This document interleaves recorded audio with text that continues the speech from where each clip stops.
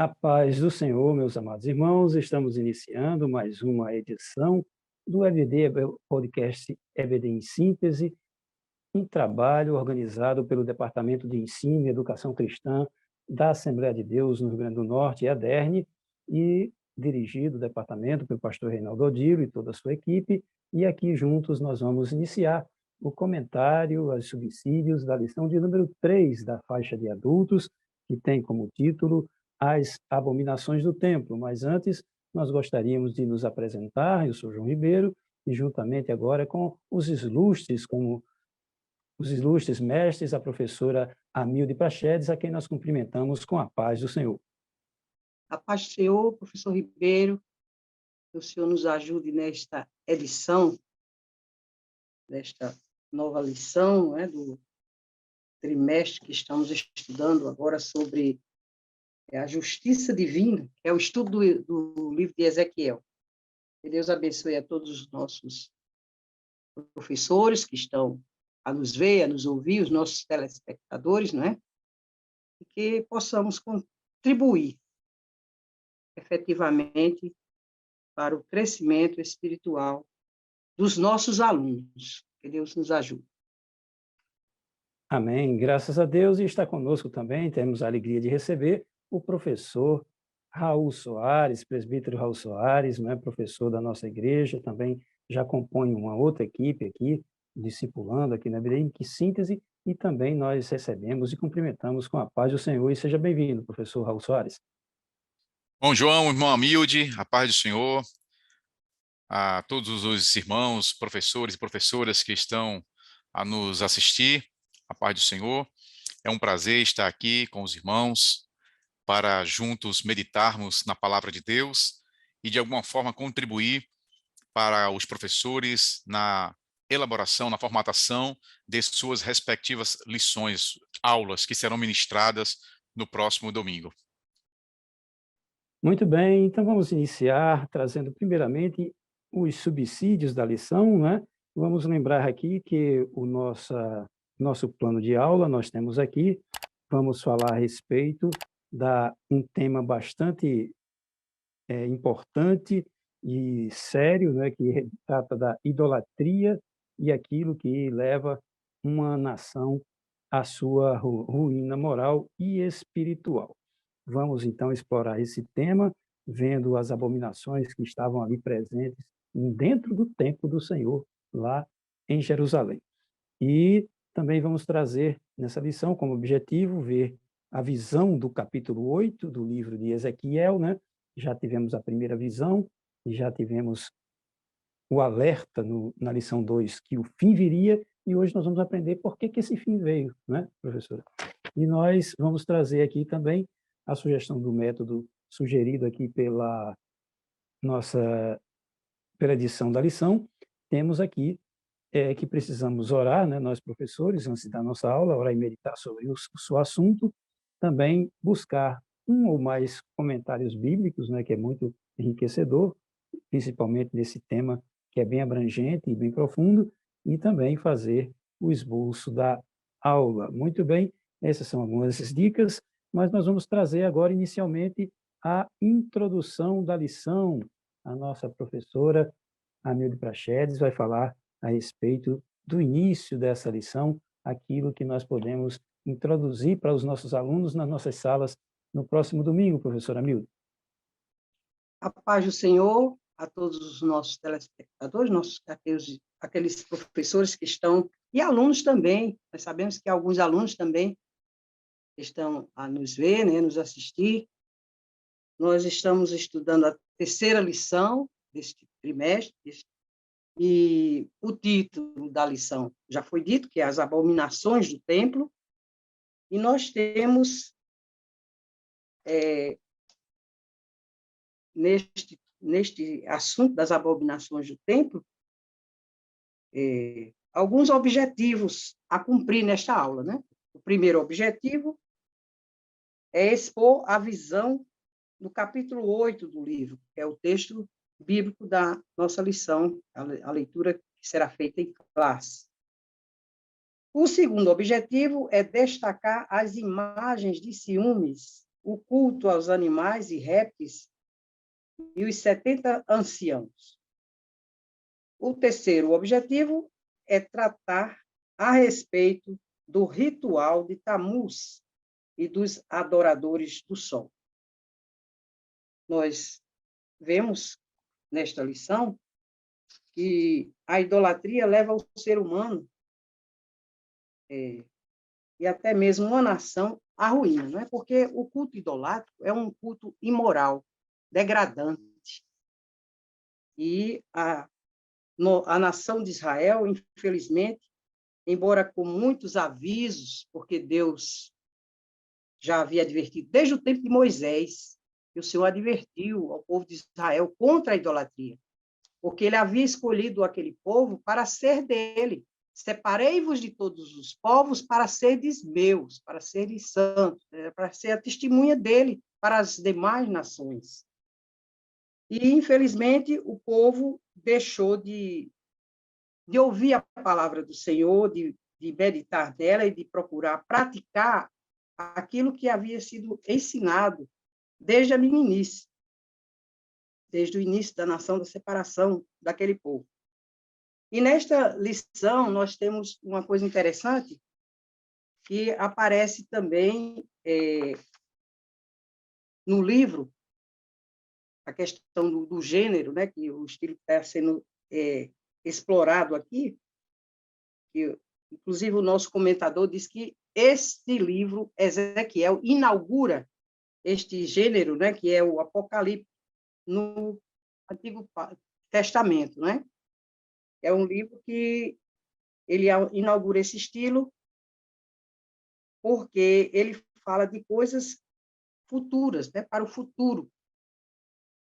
É uma profecia que mostra o futuro. Inclusive, ele, nessas primeiras profecias aqui, ele está falando sobre a queda de Jerusalém, que ainda não tinha acontecido. Quando ele estava lá, no cativeiro, que Deus o chamou para ser profeta, Jerusalém ainda estava... Deus ainda estava tolerando, né? Ele estava sendo cercado, porque houve 3 incursões do exército de Nabucodonosor, né? Foram 3 invasões. Na primeira, Daniel foi levado, na segunda foi Ezequiel e mais 10.000 homens, né? E na terceira foi a queda. E o Senhor estava dizendo nessa profecia que ele dizia, é inevitável, não tem mais jeito. O Senhor já tinha trabalhado, depois da queda de Samaria, 130 e mais anos, esperando que Judá se arrependesse. Usou Oséias, usou Jeremias. Muitos profetas foram usados para que eles se arrependessem. Deus teve uma tolerância imensa para com aquele povo, esperando que eles se arrependessem. Porque o que Deus quer, ele é longânimo para com toda a humanidade. E o que ele quer é o arrependimento, não é? E ele anunciou a queda de Jerusalém, anunciou o cativeiro, mas eles não acreditavam na palavra de Deus. E queriam viver dissolutamente naquela vida de corrupção e de idolatria que haviam apostatado, tinham quebrado o concerto com o Senhor e não tinham mais nenhum temor a Deus, a ponto de trazer a idolatria para dentro do templo. Não é? É coisa terrível. Tem até 2 nomes que é dado aquela cidade de Samaria, Olá, e a Jerusalém, Olibá, que significa a minha tenda está ali. E a Judá era o lugar em que Deus estava no meio do povo. Ele tinha o templo, o lugar de adoração. E o templo, para eles, era uma coisa muito sagrada. Inclusive, eles juraram pelo templo como se fosse uma coisa inexpugnável, né? Era muito forte para eles. Mas eles profanaram o templo do Senhor e, inevitavelmente, devido a todas aquelas abominações, eles foram levados para o cativeiro. Infelizmente, Deus revelou ao profeta as abominações do templo, mostrando para ele transmitir para aquele povo que estava já no cativeiro, aquela parte que estava com eles, que esta era a causa, porque eles tinham ido para o cativeiro. A idolatria, a apostasia, a vida dissoluta.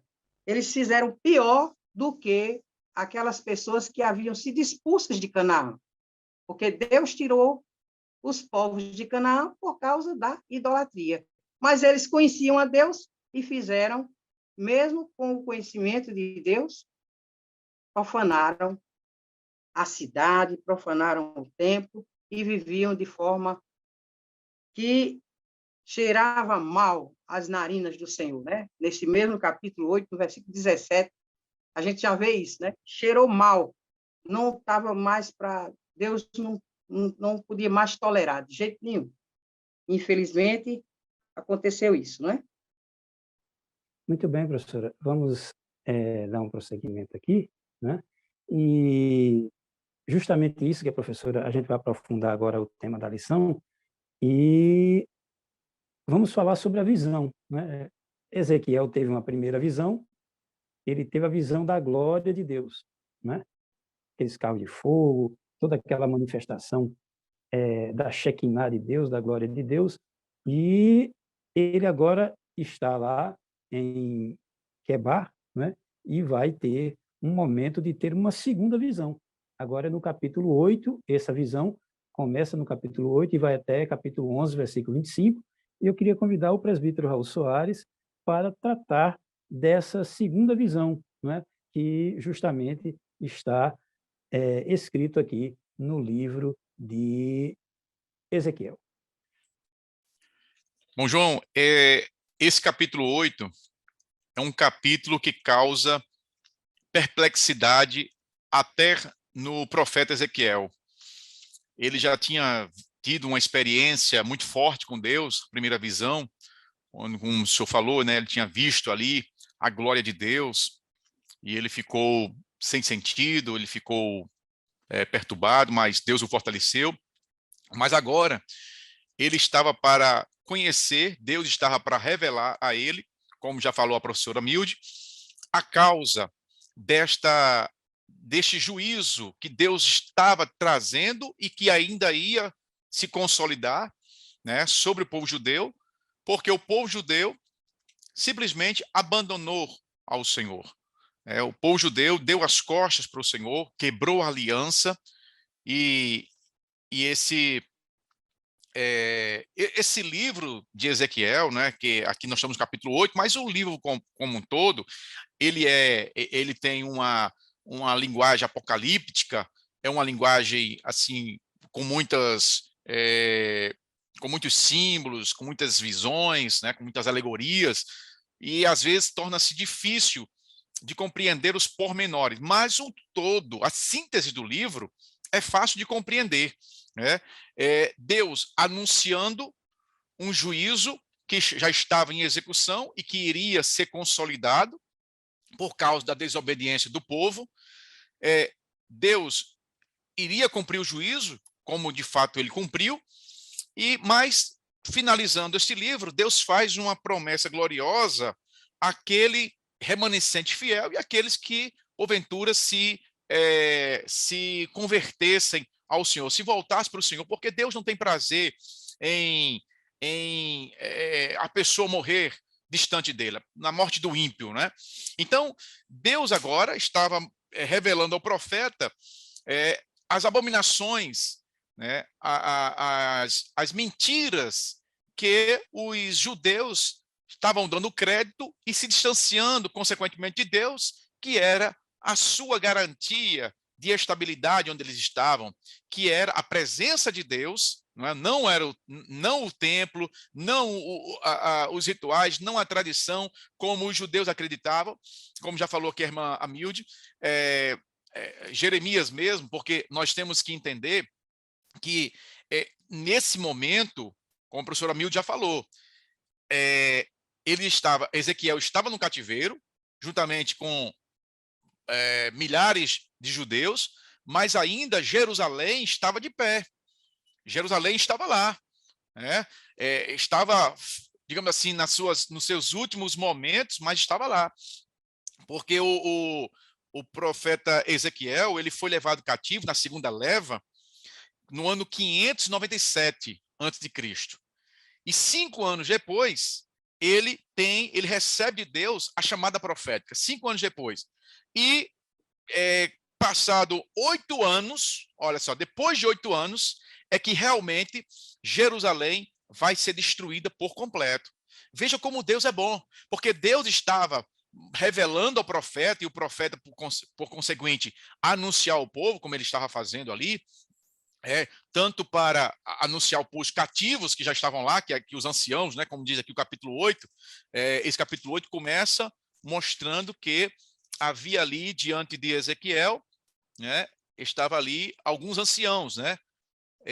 Diz assim: sucedeu, pois, no 6º ano, no mês 6º, no 5º dia do mês, estando eu assentado na minha casa, e os anciãos de Judá, assentados diante de mim, que ali a mão do Senhor Jeová caiu sobre mim. E aí vai aqui entrar na leitura bíblica em classe. Então veja que Deus estava falando para o profeta estava falando para o povo que estava cativo e, consequentemente, estava falando para o povo que estava em Jerusalém ainda, porque havia um fluxo de informação considerável. Eles tomavam conhecimento, apesar de que Jeremias estava lá em Jerusalém falando as mesmas coisas que o profeta Ezequiel estava falando, porque o Deus é um só. E a gente está nesse contexto. Jeremias está em Jerusalém, Ezequiel está lá em Babilônia, e Deus está falando a Jeremias, Jeremias está falando ao povo, Deus está falando a Ezequiel, Ezequiel está falando ao povo. Tudo isso, Deus mostrando o seu amor, a sua misericórdia para com o povo, para que o povo se arrependesse. Para Deus ali abençoá-lo, mas infelizmente eles não quiseram saber de Deus, não se converteram, e Deus vai mostrar ao profeta o que estava acontecendo no lugar mais sagrado da terra, que era Jerusalém, e dentro de Jerusalém, o templo do Senhor, onde Deus se apresentava, onde Deus se manifestava, de onde Deus perdoava os pecados. Então era o lugar mais sagrado da terra, e agora ali aquele lugar sagrado estava sendo frontalmente violado, expressamente violado, infringindo expressamente a lei do Senhor, que é a lei da santidade. E por isso o profeta ficou abismado, mas infelizmente o povo continuou relutante no seu erro, e Deus cumpriu o juízo que ele tinha falado. Muito bem, professor. E agora nós vamos entrar na questão da visão, né? O profeta, o termo original profeta, o presbítero Raul Soares analisou muito bem, né, que foi um juízo que Deus trouxe, né?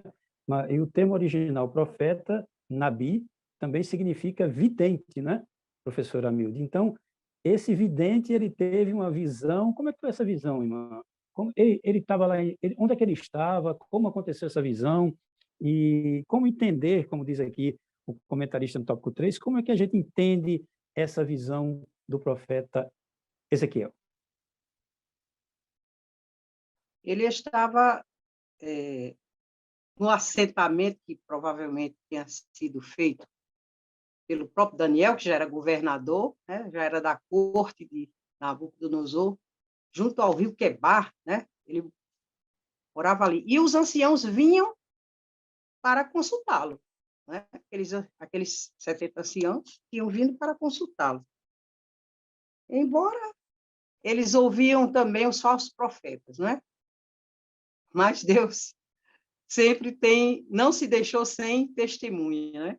Ele tinha o seu profeta que falaria a verdade para eles e esclareceria que o juízo era iminente e que não tinha mais jeito, porque quando ele teve essa visão, ele foi transportado, né? O Espírito, quando ele viu aquele ser, como podia ser um anjo ou até uma teofania, né? Levantou pelo cabelo, né, irmã Hilde? Pegou pelos cabelos dele e transportou levantou ele lá para o templo. E ele viu as abominações do templo, né? Tamuz, um ídolo horrível, que vem desde Nimrod, né? Nimrod Semiramis era a esposa de Nimrod e que teve esse Tamuz, que morreu e que ela inventou, que ele ressuscitou. Aí se transformou no Deus. Aí já começa a questão também da reencarnação. O início do pensamento de reencarnação já começa aí visão dos deuses da Babilônia. Esse Tamuz, ele era adorado em toda a Babilônia, na Filístia, na Assíria. Às vezes mudava só de nome, por exemplo, Adonis. Era o mesmo deus deles, né? Era tipo, esse nome Tamuz significa, inclusive, assim como que na Caldeia tinha o significado de filho da vida, né? Filho da vida. Buzi, o nome lá, Duzi. Eu li isso num dicionário bíblico, que falava sobre aquele dicionário de Davi. É o deus da E vegetação também, né, provavelmente, doutor? oi, É o deus da vegetação também, que eles é o dizem, né? deus Que da tem aquele período vegetação, da de entre safra, né? fertilidade, era o patrono dos pastores, e se dizia pastor, né? Ele era como se fosse um pastor, né?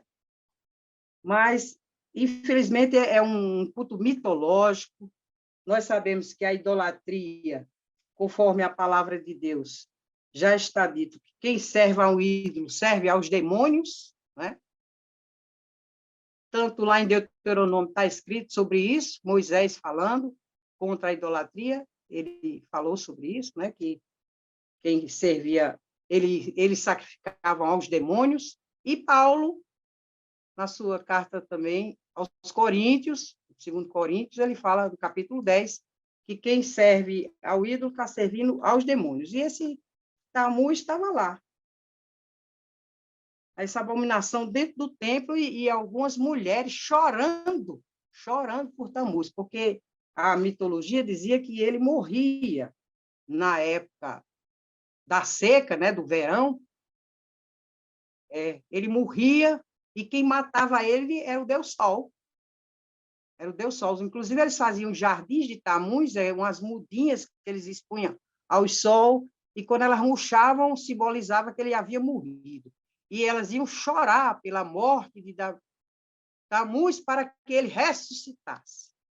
E aí eles tinham essa crendice que eles ressuscitariam no outro ano, e eles faziam uma festa com a chegada de Tamuz, e era movida à luxúria, à prostituição, a tudo quanto não prestava, porque era um culto, o culto idolátrico, como a gente já disse, é de dissolução mesmo, é um culto terrível, de profunda ruína moral, né? E estava lá, dentro de Jerusalém, do Templo de Jerusalém, este ídolo horrível. Depois a gente ainda vai estudar mais um pouquinho mais na frente, né, sobre isso, mas a visão dele já foi vendo essas coisas, né? Foi vendo os répteis, os animais, que eles, inclusive os babilônios, o pessoal da Babilônia, servia a todo o exército do céu. E Manassés introduziu esse culto em Jerusalém. Ele servia ao exército do céu, quer dizer, ao sol, à lua, às estrelas, tudo. Tudo era Deus para eles. Infelizmente, ele foi tão corrompido no seu pensamento de apostasia,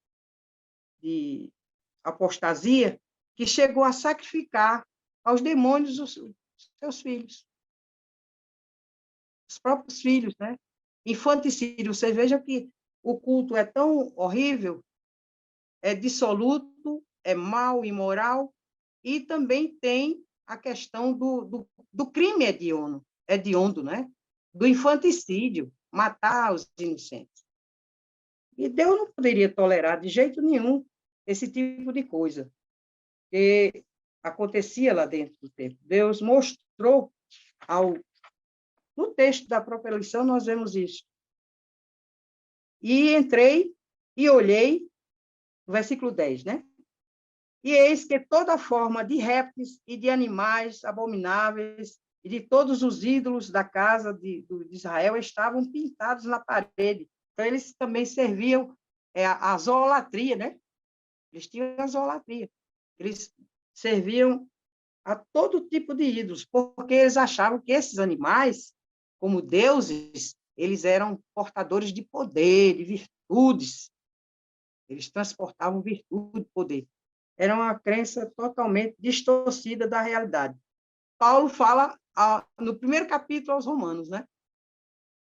Que, embora eles conhecessem ao Senhor, fala dos gentios, mas aqui está Israel fazendo a mesma coisa que os gentios faziam.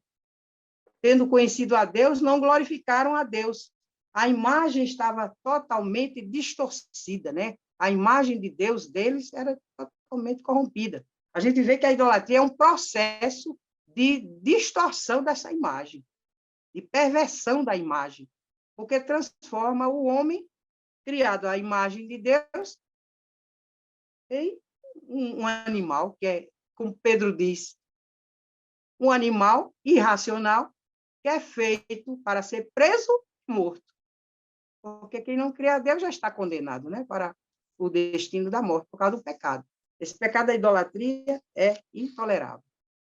Muito bem, professora. Então, vamos situar, não é? Só recapitulando aqui na sinopse do primeiro item, a visão das abominações do templo de Ezequiel.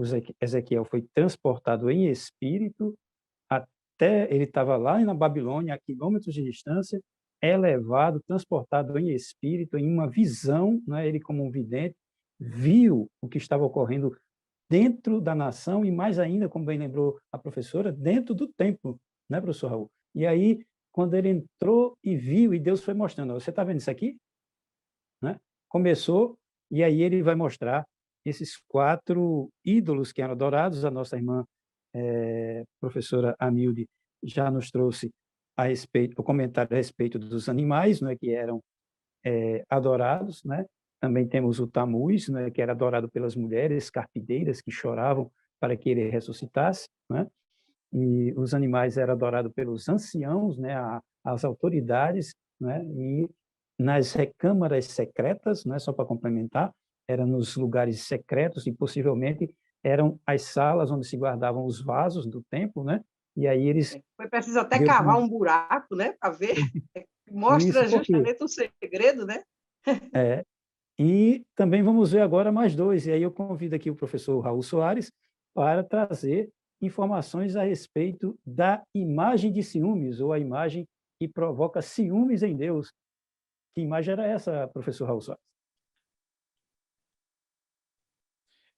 Irmão João, essa imagem, provavelmente, né, como diz aqui na lição, era um ídolo, né, exposto lá no templo.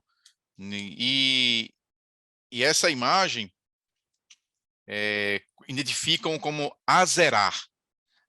E isso era uma afronta a Deus, porque infringia expressamente o primeiro e o segundo mandamento, onde se diz que só há um Deus, de fato só há um Deus, que é Jeová, Criador de todas as coisas, e que o segundo mandamento proibia de fazer qualquer imagem de escultura para lhe atribuir culto, para ser adorado, como se Deus fosse. Então, eles estavam provocando estes ciúmes em Deus, e essa palavra, esse termo, né, aqui do hebraico, kinar, né, que significa zelo, ciúme ardente e ira, conforme está aí na lição. Ou seja, essa prática estava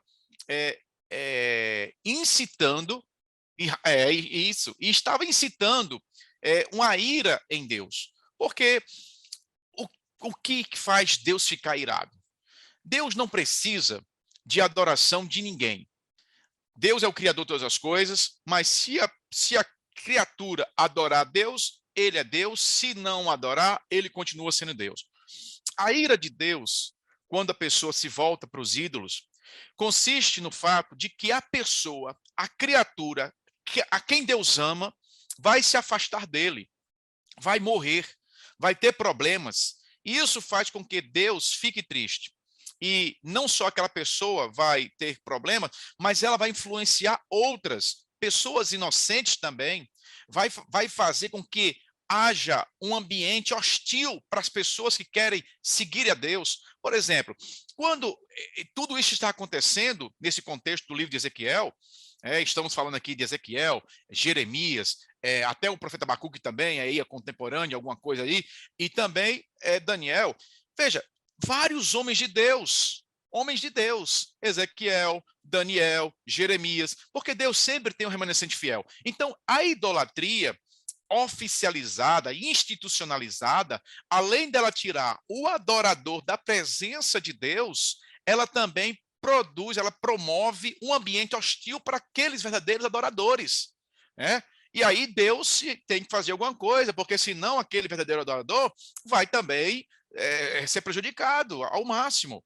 E aí Deus, no seu zelo, ele vai reprovar porque as pessoas estão violando a aliança que fizeram com ele. Então, esta imagem de ciúmes era este ídolo que criava suscitava em Deus este zelo, esta ira, e infelizmente Deus teve que trazer juízo para que o povo pudesse aprender. Muito bem. Muito bem, professor. É muito pertinente as suas colocações, e lembrando que a estátua de Azerá foi colocada na entrada da porta principal do templo, né? Entrava no pátio, dentro do pátio, ia para o pátio interior, e aquela imagem estava ali de frente à entrada principal, a entrada mais importante, né? do retângulo ali, que circundava a região do templo. E nós lembramos também que era uma imagem esculpida em madeira, né? E estava também próximo ao altar do sacrifício. Então, as pessoas começaram a adorar aquela imagem, e era algo abominável ao Senhor, né? O próprio Decálogo já avisa que a gente não pode adorar imagens de escultura. E assim levantou-se a ira de Deus, como bem falou o professor Raul Soares, e também lembrou a professora Mildo Prachedes, né? A ira de Deus se acendeu, os ciúmes de Deus não é igual ao ciúme humano, não, irmão. O ciúme de Deus é porque ele zela pelo nome dele, né? Ele zela pela santidade dele, que estava sendo envolvida, ainda que Deus não se envolvesse com essas coisas, mas o povo estava contaminando, não é, o conceito do Deus santo, separado e isolado da idolatria. Muito bem, então... E irmão João, acrescentando também, imagine as pessoas piedosas, as pessoas de bem, as pessoas que queriam adorar a Deus de verdade, chegando no templo e encontrando esta imagem, né? Ela, naturalmente, se Deus não fizesse alguma coisa, naturalmente a pessoa ela acharia que aquilo ali seria o certo, né? Ela iria atribuir as bênçãos que Deus dá àquele ídolo, né? Distorcendo totalmente, né, o conceito de bênção, né? Distorcendo o destinatário da adoração, que é Deus. Então, realmente, por isso, o profeta ficou tão apavorado quando viu, porque Ezequiel, ele era filho de sacerdote, então ele iria ser um sacerdote, naturalmente, né? E ele foi deportado para a Babilônia com cerca de 25 anos. Então, ele, 5 anos depois, ele iria assumir o ofício de sacerdócio. Eu acredito que ele escutava que o culto, como é que era o culto? Como é que tinha que ser o culto? Porque eles estudavam, porque eles liam, porque eles compreendiam. E aí o espanto deles se dá porque, como é que pode? Porque as pessoas estavam se desviando, né? Inclusive ocultamente, adorando, estava promovendo a idolatria ocultamente. Então, por isso que ele ficou assustado, ele ficou apavorado. E a situação pior ali é porque eles, além de serem idólatras, trouxeram a idolatria para o templo, para o lugar que é a adoração ao único Deus. Eles tinham ciência que Deus era único, o Senhor, eu sou o Senhor teu Deus, que te tirei da terra do Egito. O Senhor, não terás outros deuses diante de mim, capítulo 20 de Êxodo, né?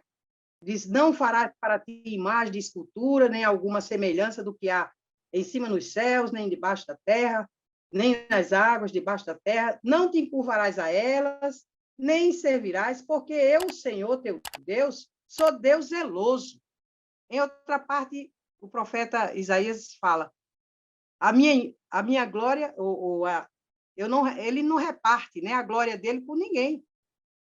Ele não serve com os ídolos. Não existe comunhão da mesa de Deus com os ídolos. É um culto exclusivo. Deus é Deus zeloso e preferia que seu povo o servisse de modo exclusivo, fosse santo, separado de todos os povos, porque ele queria um povo santo. Ele desejava que o povo dele fosse santo, que tivessem a qualidade dele, né? Porque Deus é santo e o seu povo deve ser santo. E eles profanaram o próprio lugar do culto. E uma coisa interessante que a senhora está falando é que, veja como isso é maligno, de fato é maligno. Não é só uma questão do ser humano, não é uma questão natural, social, porque eles não eram idólatras, ficasse lá na floresta deles, lá no bosque dele, é reprovável, mas uma coisa é eles lá, outra coisa é dentro do templo. Eles estavam realmente querendo tomar o poder, tomar o lugar de Deus. De Deus, né? O lugar de Deus. Os ídolos exatamente. tomavam o lugar de Deus. Exatamente. Veja como isso Deus, tem né? um cunho maligno por trás, natureza maligna mesmo. Isso fica claramente comprovado nesta atitude. Porque, meu amigo, todo mundo sabia que era errado.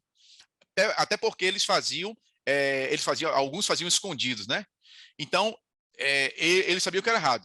Aí eles estavam se apropriando do templo, né, para fazer o seu culto idólatra. Porque a idolatria, ela tem, como já foi bem falado, ela tem um agente espiritual da maldade por trás, que tem dois objetivos.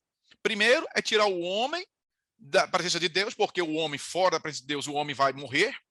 E segundo, é ele, de alguma maneira, receber aquela glória que era para Deus, né? Que o homem está adorando a ele, está adorando um ídolo, né? Ele tem essa sede de que as pessoas o adorem desde a sua queda, né? Então, esses dois objetivos estão bem claros. E a gente vê que a idolatria ela se apresenta nas mais diversas formas. Por quê? Porque o inimigo ele não tem critério para ser adorado. O critério é qualquer jeito. Qualquer jeito. Não interessa. O interessa quem adora ele. Por quê? Deus, ele é santo. Deus é santo. Deus, existe um critério, existe uma forma. Fora dessa forma, não adianta, porque Deus não vai aceitar, Deus vai reprovar. Agora, o inimigo é diferente. Tudo que a pessoa fizer de errado, veja que nesses cultos idólatras, veja que cada um tem uma manifestação, né? Tudo que se faz de errado é aprovado pelo inimigo. Se o homem quiser comer qualquer coisa imunda, é aprovado. Se o homem quiser se pintar todinho de tatuagem, do pé à cabeça, e transformar num bicho, como tem pessoas aí que fazem isso com o seu corpo, o inimigo diz, muito bom, tá ótimo assim. Porque veja que o inimigo ele não tem critério. O critério dele é a desordem mesmo, a bagunça. Por quê? Porque isso a moral, né? É a moral. Uhum. Isso contraria Muito bem, irmãos. diretamente. Vamos agora dar continuidade. E, só para concluir, isso contraria diretamente o princípio de santidade de Deus, que exige uma forma santa, porque a santidade de Deus o glorifica e abençoa o homem. Muito bem. Que coisa boa, né? Muito bom. Graças a Deus. Coisa maravilhosa, nós estamos aprendendo a respeito disso. Vamos agora ver os 70 anciãos, né, que estavam ali vendo aquelas situações da idolatria, né, nas suas recâmaras, nos seus recônditos escondidos, né? Um deles era o Jazanias, que era filho de Safã. Segundo os estudiosos, esse Safã seria uma das autoridades que era secretário de Estado de Josias, não é? E o Jazanias, não é, filho de crente, servo de Deus, mas se corrompeu e também estava lá junto com aqueles 70, e é interessante que eram 70 anciãos, né? Pessoas já maduras, amadurecidas, que poderiam estar dando o exemplo, e eles estavam se contaminando, né, com a idolatria. Os líderes, né, da comunidade estavam ali se contaminando com aquelas imagens, né, que eram ou pinturas ou de alto relevo com aqueles animais, né, e costumes já dos egípcios, né, já veio enraizado ali na cultura do povo. Muito bem, nós vamos agora, e a lição também diz aqui que alguns estudiosos podem relacionar esse Safã ao estadista que nós citamos. Muito bem, e no sinopse da lição 2, as abominações estão ligadas aos ídolos, os professores, os mestres, né? Nós estamos aqui compartilhando aqui com os irmãos aqui palavras de sabedoria, graças a Deus, com a professora Amilde, com o professor Raul Soares. As abominações estão ligadas aos ídolos, e a afronta maior a Deus é o fato de elas serem praticadas na casa de Deus. Chega a dar um farnizinho, como diz o Matuto, né? Chega a dar uma agonia ver isso acontecendo, né? Então vamos Causa agora... náuseas, né, irmão João? Causa Causa náuseas. náuseas. Por isso que a professora Amilde lembrou bem, né? Ela sintetizou naquela frase: já cheirou mal as narinas de Deus. Deus já não estava suportando aquele mau cheiro que exalava do templo do No Senhor. capítulo anterior, no capítulo anterior, né, que é a da lição 2, ele fala sobre isso. O fim é inevitável, o fim vem. E era iminente, não tinha mais jeito, porque Deus já tinha tolerado ao máximo. Ora, se até os líderes, a gente está falando aqui dos anciãos, né? Ancião é líderes. Ora, se os líderes estavam contaminados, né? São os príncipes do povo, que era para ensinar o certo ou errado, né? Isso. Serem referência. Porque uma coisa é o povo se corromper, mas tem um líder dizendo ali: ei, não faça isso não, você está violando a lei, está violando a regra, né? Outra coisa é o próprio líder está fazendo. Meu Deus. O líder fazendo, não tem mais jeito. Muito bem. Vamos agora para mais um ídolo, né? Já falamos aqui de Tamuz, né? Eu acredito que já a professora Amilde explanou bem a respeito de Tamuz, que era aquele deus da vegetação, aquele que de 6 em 6 meses se orava por ele, né? Uma manifestação de adoração a um espírito, né? Dando uma característica abominável ao Senhor. É por isso que é abominável a palavra, né? É por isso que a palavra cheira mal as narinas de Deus. Então, e também, irmão João, e também em relação a Tamuz, como as mulheres que estavam chorando, veja que homens e mulheres estavam incorrendo no pecado da idolatria, né? Exatamente. Foi bem lembrado, né? Na verdade, aqui, a imagem dos ciúmes, que estava lá na entrada, ela alcançava o rei e o povo de uma maneira geral, porque era notório, né? Os animais era já mais no recôndito, sabe?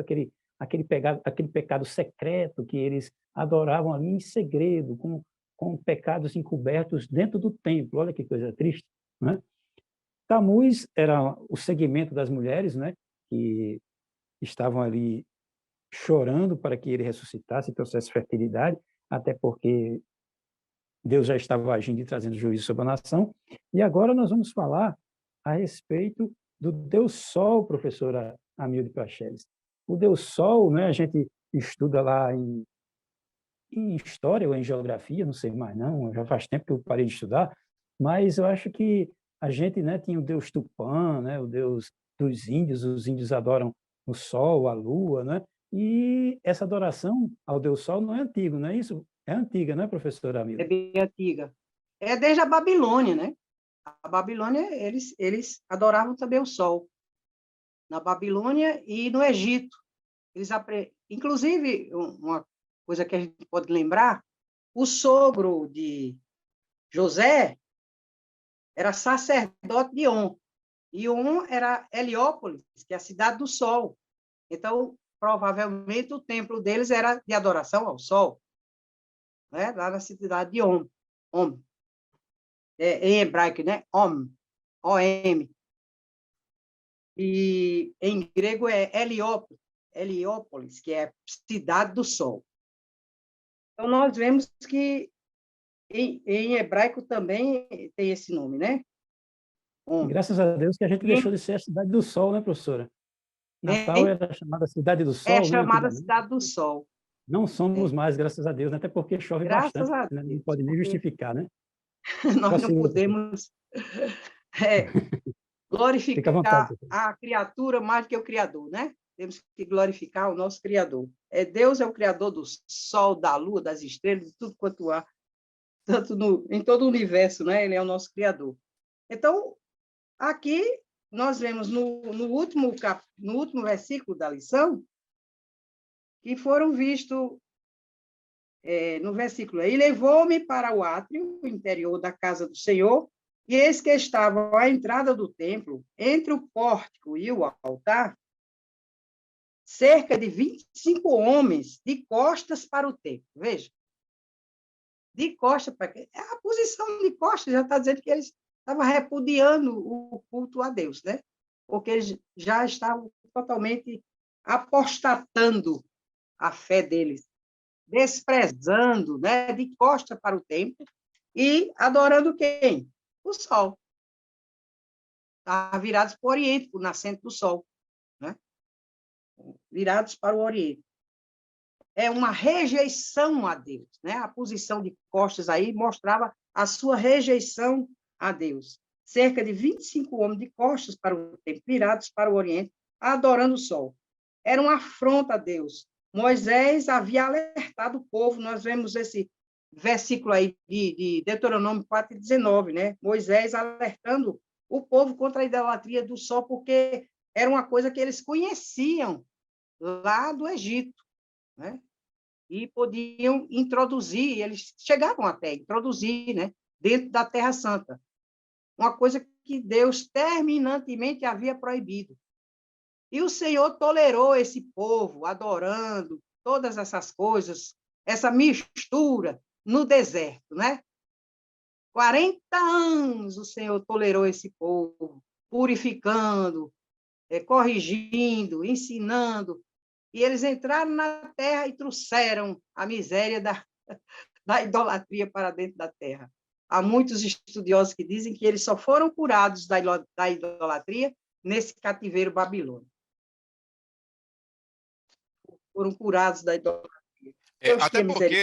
Até porque, né, professores, as pessoas que não se submetem a Deus, elas vão buscar uma outra forma, um outro referencial para adorar, porque o ser humano ele foi feito por Deus para adorar a Deus. Como o ser humano racional que às vezes rejeita Deus por sua vaidade, por não querer se submeter mesmo à lei de Deus, querer fazer do jeito que quer, né? Aí ele vai saciar essa necessidade que tem de adorar aquele que aparece oferecendo, dizendo: ó, aqui você pode adorar, você vai ser preenchido, mentindo, né? E você não precisa fazer aquilo que o Senhor lá, Deus, Jeová, cobra. Aqui você pode tudo. E aí a pessoa começa a dar crédito a esta mentira e começa a eleger elementos da natureza para ser ali o seu ídolo, para adorar aquilo ali. E o sol, dos elementos da natureza, é o mais, assim, fantástico que a gente pode contemplar, porque é muito bonito ver o nascer do sol. É muito bonito a escuridão sendo dissipada, assim, de uma forma quase que mágica, né? E aí vem aquele luzeiro, é o maior luzeiro que a gente pode contemplar, e aí é algo fantástico. Aí vem o inimigo e diz: ó, isso aí é um Deus, isso aí você pode adorar. E aí por isso que os homens adoram o sol há muitos anos, né? Desde a antiguidade, como a gente está vendo aqui, desde os babilônios, os sumérios, os fenícios também.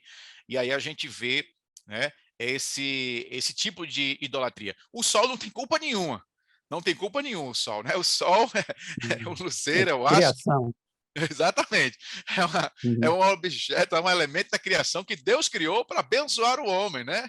Mas, infelizmente, o inimigo vem e diz: ó, e faz isso com qualquer elemento da natureza que expresse força, expresse poder, faz isso com o tigre, faz isso com o leão, e às vezes faz até com rato também, com a lagartixa, com a barata. Tem gente que adora até cebola, tem gente que adora uma cebola. Como é que pode um negócio desse, né? Adorar um rato, mas imagine o sol. Então, realmente, por isso que os índios adoram o sol, né? Esse povo aí adora o sol. Por quê? Porque não quer se submeter ao verdadeiro Deus, aí vai buscar ídolos conforme os seus desejos, né? Conforme as suas conveniências. Muito bom, professor. Porque, Então, inclusive, como eles não se importaram em adorar o Senhor, o verdadeiro, está escrito na carta aos Romanos que Deus os entregou, né? entregou. Para que eles aos seus cometer... próprios desejos, aos seus seus próprios próprios desejos, desejos. né? Eu E costumo eu dizer, costumo... escolha deles, né? É, muito bem. Eu costumo dizer, deixou eles soltos na buraqueira, né? Eles ficaram soltos na buraqueira para cometer toda a torpeza e todo o pensamento pecaminoso que vinha no coração. Muito Mudaram a bem. glória de Deus, incorruptível, em semelhança de imagem de homens corruptíveis, de aves, de quadrúpedes, de répteis, como o irmão está dizendo, até de uma cebola. Quer dizer, tem milhares e milhares de deuses, né? A gente vê nesses povos chamados pagãos, que não são cristãos, na Índia, na China, esses deuses aí no Japão, proliferam vários tipos de deuses. Eles não matam a barata, não matam o rato, porque eles creem também na transmigração da alma, né? E A acham que vaca, pode ser um representante deles. Isso vem desde o tempo de Nimrod. Desde aquele tempo, quando a gente lê a história, a gente vê que eles criaram essas coisas. e você Porque se afastaram de Deus. E você vê que a idolatria, ela vem do espírito mesmo do ser humano.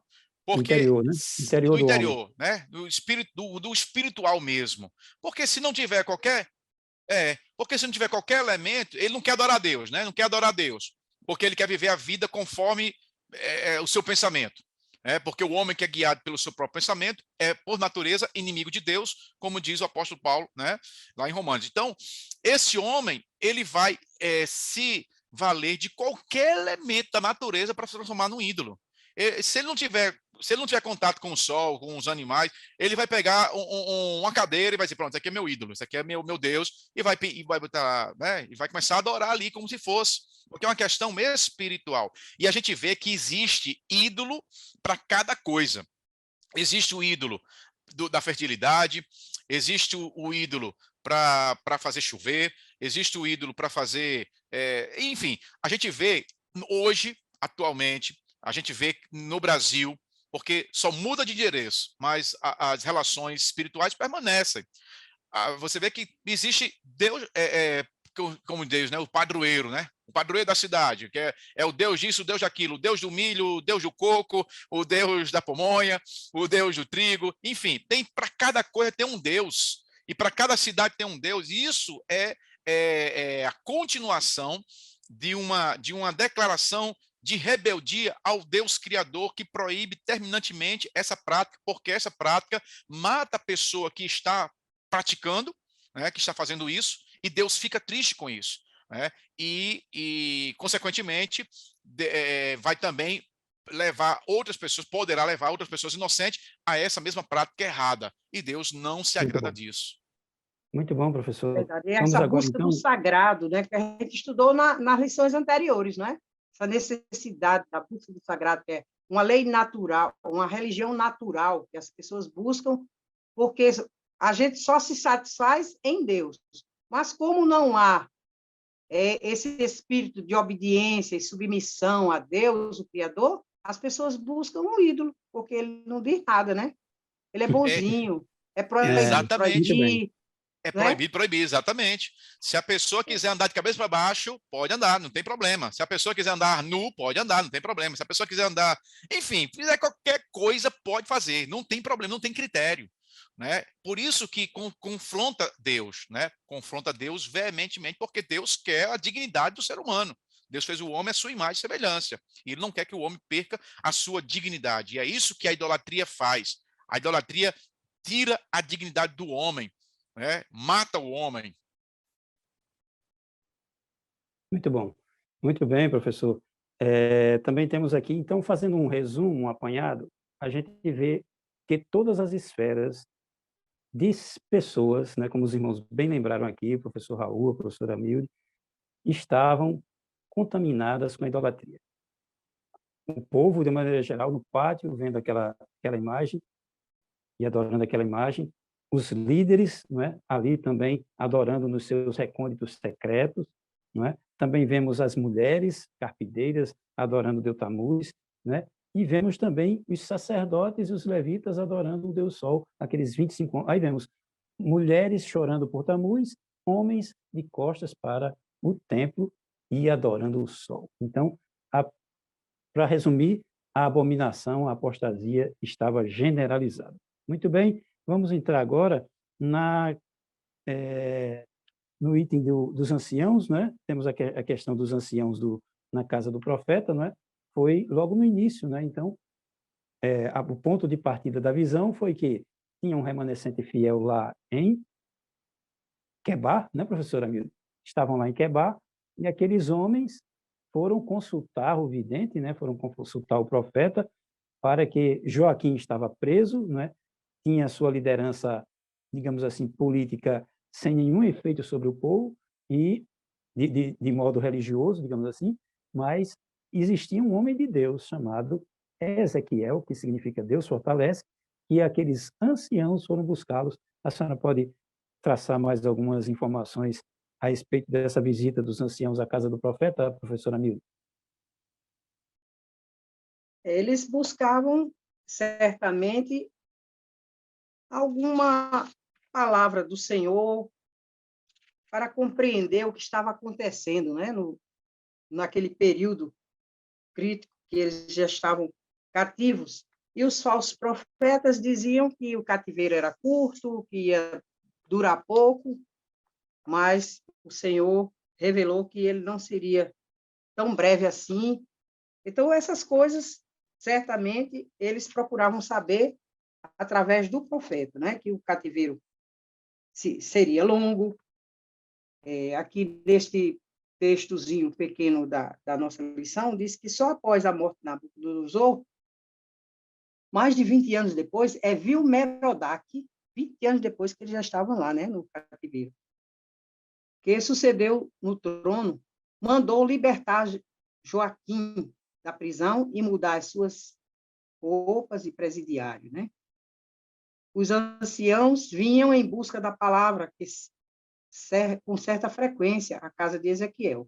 A gente vê isso já nos capítulos mais adiante, né? Capítulo 14 e no capítulo 20, que fala sobre essa estada constante lá dos anciãos procurando ouvir algo da parte de Deus, do profeta, que certamente era muito raro a presença do Senhor na vida dos próprios exilados, né?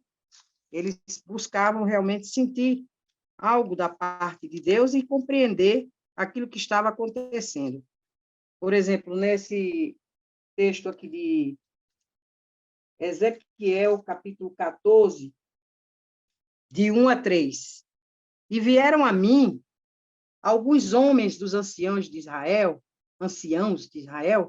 e se assentaram diante de mim. Então veio a mim a palavra do Senhor, dizendo: Filho do homem, estes homens levantaram os seus ídolos no seu coração, e o tropeço da sua maldade puseram diante da sua face.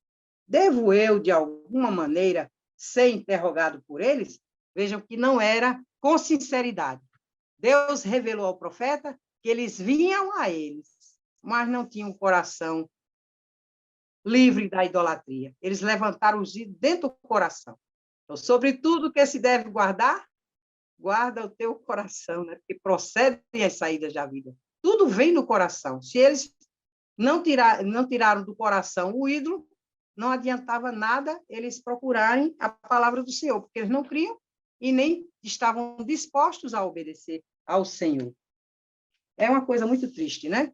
Mas, mesmo assim, eles vinham e o Senhor disse para o profeta desde o começo, que ouçam, que deixem de ouvir. Ele era o atalaia e tinha que dar a mensagem de Deus para aqueles homens, os anciãos, para que eles ensinassem. Eles estavam mais dispostos a ouvir os falsos profetas, né? Porque atrapalhavam a vida dos judeus, tanto no cativeiro como na terra, antes da queda total, né, de Jerusalém. Estavam lá, Jeremias lutando contra os falsos profetas, foi preso, sofreu muito, querendo a libertação do seu povo, querendo evitar o cativeiro, mas eles, infelizmente, já estavam totalmente distantes do Senhor. Já tinham apostatado de sua fé. E, infelizmente, o juízo era inevitável. Muito bem, professora. E aí eu complemento aqui, pegando o gancho que a senhora falou a respeito de Jeremias, no capítulo 7, versículo 29, ele diz assim, o Senhor, falando para Jeremias, diz assim, corta o cabelo da tua cabeça e lança-o fora, e levanta o teu pranto sobre as alturas, porque já o Senhor, rejeitou e desamparou a geração do seu furor, porque os filhos de Judá fizeram o que parece mal aos meus olhos, diz o Senhor, puseram as suas abominações, ratificando aqui, confirmando aqui a profecia de Ezequiel, né? Eles fizeram o que parece mal aos meus olhos, diz o Senhor, puseram as suas abominações na casa que se chama pelo meu nome para a contaminarem. Então, irmãos, Pois não, professora. É um absurdo, não é? Essa profanação do templo, né? Além de rejeitar o Senhor, ainda trazem a idolatria, como o irmão Raul já falou também. Que eles ficassem lá pelos bosques dele, na idolatria deles, mas trazer para dentro da casa de Deus. Então, os ídolos que Manassés tinha trazido estavam lá de novo, no tempo de Jeremias e de Ezequiel. Muito bem, caros alunos.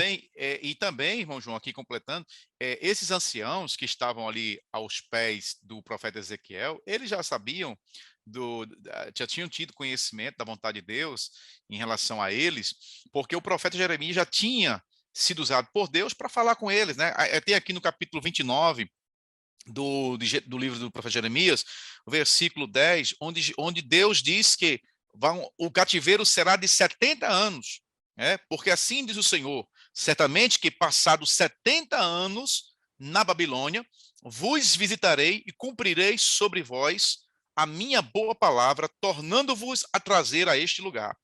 E aí, tem um versículo que a gente gosta muito de citar, né? Aí a gente vê que Deus, o contexto desse versículo que a gente gosta muito de citar, que eu vou ler agora aqui, o versículo 11, Deus sempre apresentando a sua longanimidade, a sua misericórdia, o seu amor. Olha só, porque eu bem sei os pensamentos que penso de vós, diz o Senhor, pensamentos de paz e não de mal, para vos dar o fim que esperais. Veja que o único remédio que Deus tinha, ou seja, que existia, era o povo ir para o cativeiro. Porque se o povo não fosse para o cativeiro, a nação de Judá teria desaparecido, igual qualquer outra nação idólatra. E Deus levou esse povo para lá, para tratar dele, para curar dele, e Deus diz, eu sei os pensamentos que eu tenho de vós, pensamento de paz e não de mal. E aí ele diz, então me invocarei, e ireis, e orareis a mim, e eu vos ouvirei. E buscar-me-eis, e me achareis, quando me buscar de todo o vosso coração. Esses anciãos sabiam tudo isso, porque Deus já tinha falado ao profeta Jeremias, Jeremias tinha falado a eles, né? E Deus continua, e serei achado de vós, diz o Senhor, e farei voltar os vossos cativos, e congregar-vos-eis de todas as nações, de todos os lugares para onde vos lancei, diz o Senhor. Né? Então veja que Deus sempre tratando, né? Apesar da gente ver, às vezes, como já vimos na aula anterior, o juízo de Deus parece ser muito duro, né? E quem é daquele partido que tudo pode, né? Que não é o nosso caso, o crente se submete à vontade de Deus. O crente sabe que a correção de Deus, ela traz vida, como diz o salmista, foi-me bom ter sido corrigido, né? A disciplina, exatamente, traz saúde. Lá em Hebreus diz que a disciplina inicialmente parece que não serve para nada, parece que é apenas para irritar a pessoa que está sendo disciplinada, mas depois produzirá vida. Então Deus sabe o que é melhor para nós, e aí Deus usa dessa maneira, dessa disciplina, para poder fazer com que as pessoas se voltem para ele e assim sejam abençoadas.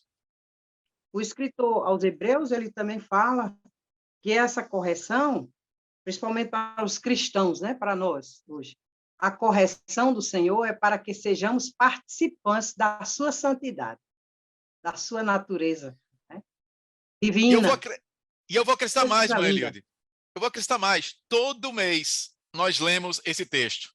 Porque se nós julgássemos nós mesmos, não seríamos julgados. Mas quando somos julgados, somos repreendidos por quem? Por Deus. Deus nos repreende. Para quê? Qual é a finalidade? Para a gente não ser condenado com o mundo. Porque, como a senhora já bem falou, né? Está lá escrito em João, capítulo 3, versículo 18, porque quem crer nele não é condenado, ou seja, quem crê em Cristo não é condenado, mas quem não crê já está condenado, porquanto não crê no unigênito Filho de Deus. Muito bem. Eu estava até comentando com o irmão ontem, dizendo que era bom que a gente fosse com a exemplo da igreja primitiva, que tinha culto de Santa Ceia toda semana, né? Porque aí a gente fazia aquela reflexão, aquele balanço, aquele exame próprio, né? Aquela anamnese toda semana para ver como estava nossa posição diante de Deus. Muito bem, estamos chegando, nos aproximando dos últimos minutos da nossa lição, e nós vamos trazer a conclusão aqui da lição, e eu convido o professor Raul Soares para trazer a palavra de conclusão e suas considerações finais, e em seguida a professora Amilde Praxedes também fazendo o fechamento aqui da conclusão e as suas considerações finais, professores. Bom, irmão João, irmão Amilde, esse livro de Ezequiel, até o capítulo ali, os capítulos finais, né, é um livro triste, porque está mostrando ali a rebeldia do povo, está mostrando o pecado do povo, e Deus tendo que intervir de maneira enérgica, como ele interviu, para abençoar o povo. E a gente tem que ficar, temos que ficar atentos. Por quê? Porque nós somos os crentes de hoje. Isso aqui aconteceu com os crentes, não foi com os descrentes. Porque se fosse com os descrentes, isso aqui não estaria nem registrado, porque a vida deles era essa mesmo. Então nós temos que ter cuidado para que a gente não venha permitir que esse tipo de comportamento ou coisas semelhantes que afrontam a santidade de Deus venha nos dominar e nos tirar da presença de Deus, ao ponto de precisar Deus intervir da maneira que interviu, né? E às vezes o remédio é muito amargo, às vezes tem até que amputar algum membro para poder salvar o corpo, e a gente tem que ter muito cuidado, porque nós somos crentes da época, nós somos sujeitos às mesmas paixões em relação àqueles homens. As coisas não acontecem no estalar de dedo, acontece aos pouquinhos, gradativamente, né? E aí, quando a gente menos espera, está dentro daquele contexto, e aí não tem mais força para se livrar daquela situação. Por isso que nós temos que ficar vigilantes e não ser transigentes com as obras das trevas. O que for pecado é pecado e deixa para lá, e o que é santo a gente agarra, porque nós somos chamados por Deus para sermos santos. Realmente, o nosso Deus é santo e ele não tolera o pecado. A minha glória não darei a outro, nem as imagens de escultura, né? E ele mostra na sua palavra, nesse livro de Ezequiel, que ele é quem castiga. Tem pessoas que, não, Deus não castiga. Deus castiga. Ele diz, eu castigo a quem ama. Ele castiga todo aquele que ama. E aquele que aceita a correção, Deus o recebe como filho. Mas o que não recebe, infelizmente, vai ser bastardo e não filho, né? Que Deus nos ajude a vigiarmos para não deixar Satanás encher o nosso coração de coisas erradas, de coisas que desagradam a Deus, a ponto de cauterizar a nossa consciência, de torná-la insensível, né? Que Deus nos guarde, que possamos olhar, vigiar e orar para vivermos em comunhão com o Pai Celestial, porque Ele ama a fidelidade e retribui tanto a fidelidade como a infidelidade. Por isso, Paulo, escrevendo a Romanos, ele diz, considerai, pois, a bondade e a severidade de Deus. Bondade para com os obedientes, severidade para os infiéis. Porque ele é fiel, ele não pode negar-se a si mesmo, né? Ele não pode negar-se a si mesmo. Aquilo que ele prescreveu como certo, ele vai cobrar também da sua criatura. O que aconteceu com Israel nos ensina sobre a responsabilidade na santidade, com a adoração e o estilo de vida também para nós nos dias atuais, né? A gente precisa preservar a santidade para também sermos aceitos na presença do Senhor. Muito bem, professora. Muito obrigado. Deus abençoe. Professor Raul Soares, muito obrigado pelas suas considerações. Prazer tê-lo aqui junto com a equipe 1 do EBD, podcast EBD em Síntese, lições de adultos, né? Estamos encerrando essa edição. Você, professor, que nos acompanha pelos vídeos, né? Pelo canal do YouTube, no podcast EBD em Síntese, nós agradecemos a sua audiência. Multiplique, né? Compartilhe, né? Ative aí o sininho da inscrição, mande aí no grupo da sua igreja, né, professor Raul? mande aí no grupo da sua igreja, no grupo dos seus colegas, e vamos compartilhando esses saberes e que Deus possa ser abençoado. A paz do Senhor, pastor Raul. A paz do Senhor, meus amados. A A paz paz do do Senhor, Senhor, professor Emílio. paz do Muito Senhor, bem. pastor Ribeiro.